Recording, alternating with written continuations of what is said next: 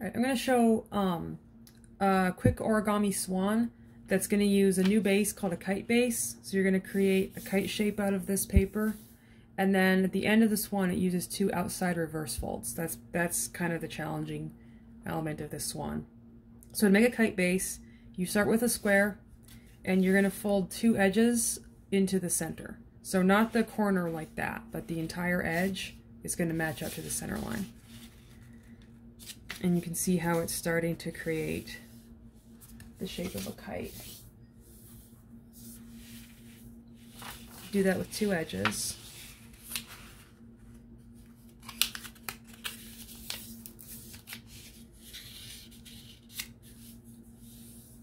So that shape right there is a kite base. It's one of the simplest bases, but you can do a lot with it.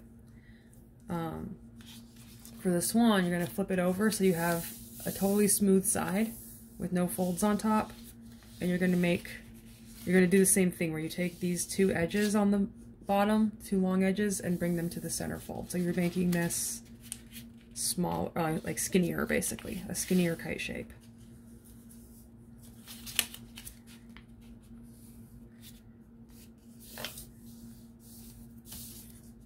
And so also what you'd end up with on this part is a kind of a zigzag of folds where it's like this fold, this fold, this fold. So it creates this kind of cool pattern that's going to make the swan's wings look more interesting. So then this long side comes into the center.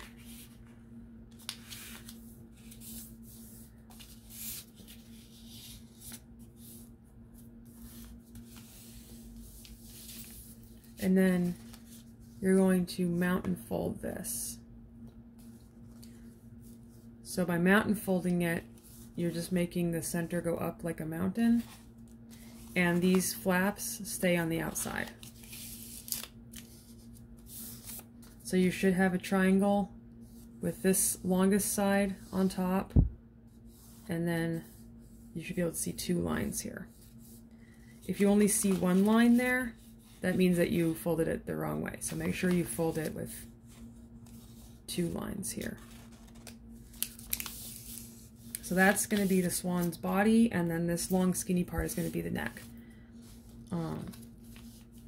So you know, like swans, like tails and wings are longer on top. So the top part is the pointier part, and then this is the part where it's like floating on the water. So fold up the neck. I usually go about halfway, so like this and this are about the same size, but it doesn't have to be exact. It's whatever you think looks nice. And this is where we're going to do a reverse fold. So that's the shape of the swan, like a side view of it, but the neck is only on one side, so when you look at it from this side, it looks like it's falling over.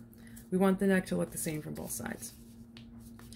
So crease it really sharp down there, unfold it, and you can see the crease. Fold it on the other side. So like now the neck is behind the body, and crease that as well. Basically we're just creating creases on this step. You can go back and forth a couple times to make this piece very flexible. We want it to be able to like turn in both directions. So now we're going to do an outside reverse fold where this neck is going to come up again, but it's going to match on both sides. So look at your model from above. You have a crease here and a crease here, and it's a long mountain fold. So put your thumbs right where the 2 creases are, and then gently press upwards on the front part. And it'll basically start forming that swan shape of where your creases went. And now the sides of it are basically wrapped around the body. So now it has that neck shape, but on both sides. Same thing with the head. We're going to bend the beak down, crease it, bend the beak down again, crease it, and then from the front, where you have this mountain fold, put your thumbs where the creases cross and press upwards on the point. and it's starting to lean over. As you close the paper down and flatten it, it'll actually lean over on those creases. So now you have two outside reverse folds. It looks the same from both sides. You can see how like the folds kind of go around the neck. And there's a swan, and it'll actually sit up.